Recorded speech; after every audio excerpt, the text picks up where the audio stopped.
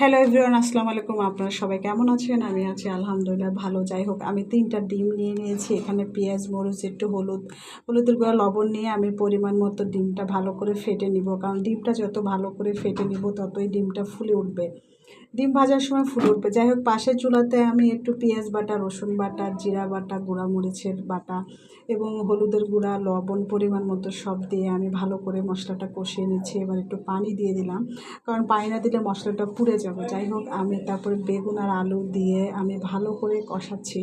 কারণ যত সুন্দরভাবে কষাবেন তত মশলার গন্ধটা, রসুন আর পেঁয়াজের গন্ধটা ওইভাবে আসবে না। তো কষানোর পরে আমি টমেটো দিয়ে তারপরে আমি একটু কষিয়ে নিয়ে পরিমাণ মতো পানি দিয়ে দিলাম। এবার পাশের চুলাতে আমি ডিম ভাজতেছি। ডিমটা অনেক কড়া করে ভাজা হবে, একটু লাল লাল করে, যাতে আপনি তরকারির উপরে ডিমটা দিলে যাতে ফুলে ওঠে এবং অনেক টেস্টি লাগবে। যাই হোক, পরিমাণ মতো